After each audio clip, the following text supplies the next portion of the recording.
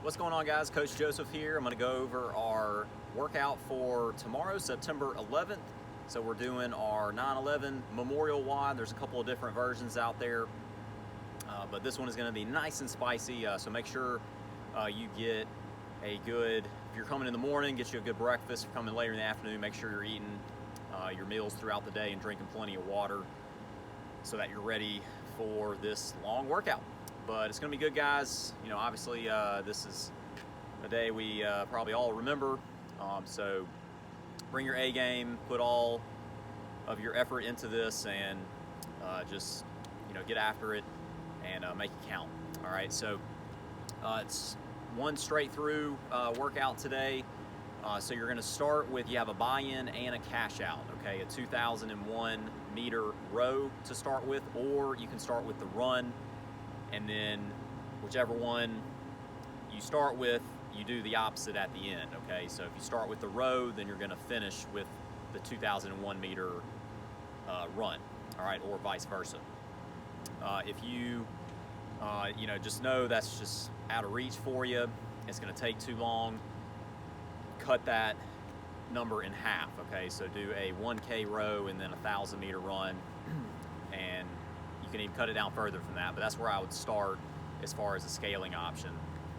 All right, so after that, after you do your buy-in, you're gonna do 11 reps of box jumps, okay? You're gonna set the height for that, and then after that, you're gonna do thrusters, okay? That's gonna be with your barbell. You'll have one barbell loaded at 135 or 95 or less, okay?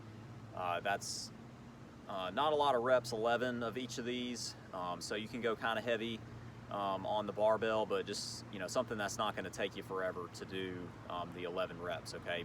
You know, getting at least 4 to 5 reps at a time so you can knock it out in, you know, 2 to 3 sets, okay? So for your thruster, just these are going to come from the ground, okay? So you're going to have to either power clean it and then go into your thruster, or you can squat clean it and then go into your thruster from there, okay? But we want to think about if you're doing a squat clean, catching the bar with high elbows, nice vertical torso, and immediately driving out of the bottom of that squat so you can get some momentum going in order to get that barbell up overhead, okay? Make sure we're finishing with the full lockout, head through the window at the top, and we're hitting full depth on our squat portion of that thruster, okay? Keep the elbows high, torso tall.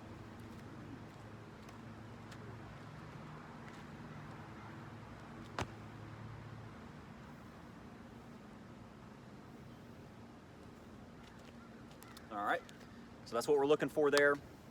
After your thrusters, you're gonna go into burpee chest to bar pull-ups, okay? Or burpee ring rows or burpee pull-ups, whatever variation is gonna work for you, okay? If you're doing the burpee ring rows, then you need to do all the burpees first and then all the ring rows, okay? So 11 and 11. All right, make sure we're hitting chest thighs to the ground for the burpee. Jump up. If you're doing chest to bar, get that chest to your bar, or pull-ups chin over the bar. All right, after that, you're gonna go into your power cleans, okay?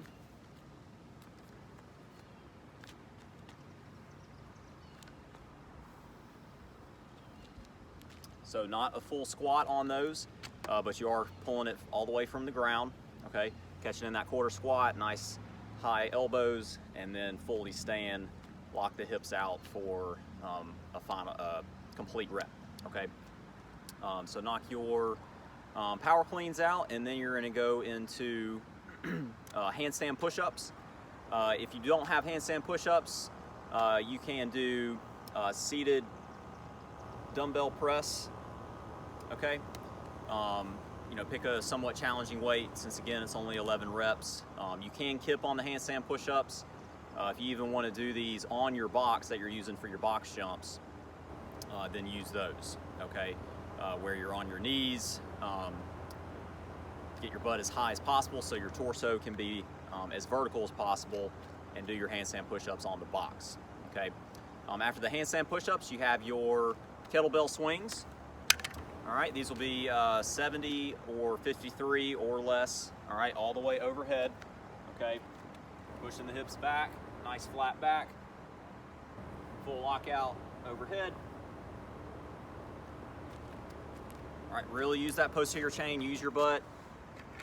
Think of it more as a hinge and not a squat. Okay, that's really important.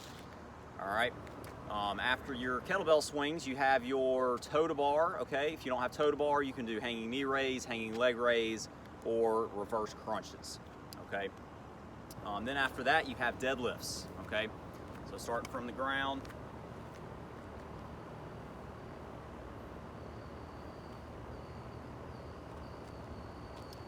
All right, keeping that bar close from the top, initiating with the hips, then dropping the butt and the knees start bending at that point. Nice flat back, tight core. You should be able to rep those out pretty quickly, all 11 on the deadlifts, all right? And then we finish with push jerks, okay?